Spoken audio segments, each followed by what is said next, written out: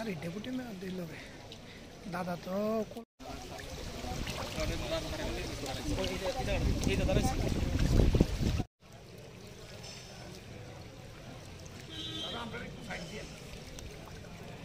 যাক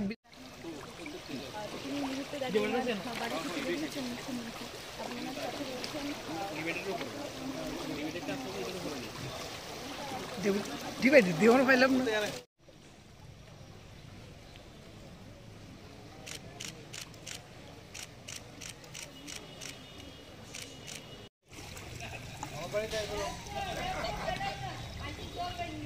আমি তো জল ব্যাংক দিতে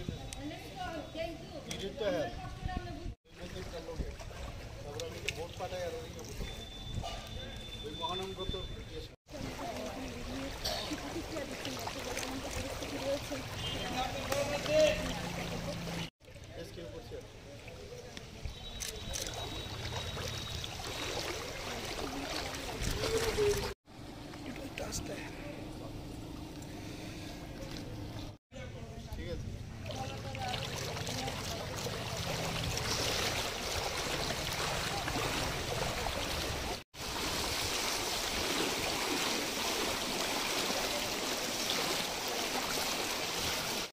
এরকম ভয়াবহ অবস্থা তো আগে হয়নি।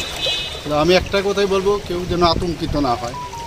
এবং আমরা এর আগেও বারংবার মাইকিং করেছি যে সবাই যেন চলে আসে, ঘর থেকে চলে আসে।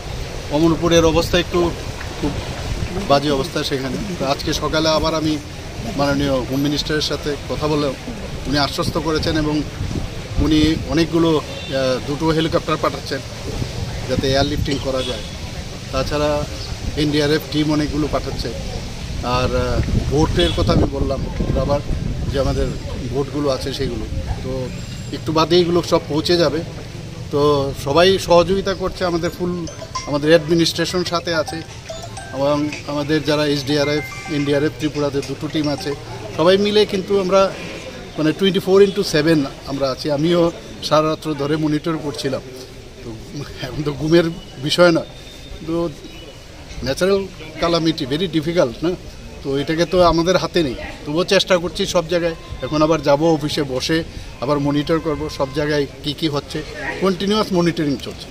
স্যার, নদীগুলির কেমন অবস্থা? হাওড়া নদী, গোমতী নদী, কোথাও কোনো লিকেজের খবর না? লিকেজ কি নেই। আমার সাথে একটু আগে সেক্রেটারি মহোদয়রা এসেছিলেন, বাড়িতে কথা বলেছেন যে এটা অ্যাকচুয়ালি লিকেজ না, কিন্তু যেখানে লিকেজ হচ্ছে সেগুলোকে ওরা বন্ধ করছে।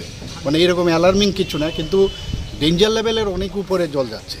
এটা হচ্ছে সবচেয়ে বড় জিনিস, যে ডেঞ্জার লেভেল আছে তার থেকে জল বেশি উপরে যাচ্ছে।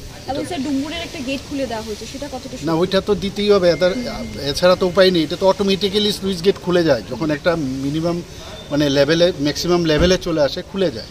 তো এটা খুললে অ্যাটলিস্ট এই দিকের চারিদিকে যখন ছড়িয়ে যায় তো প্রেশারটা কম থাকে। এটা তো সেইভাবেই চলে।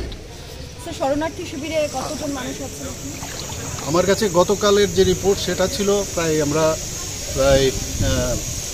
30-এর উপরে, প্রায় 34টার মতো আমাদের শিবির ছিল।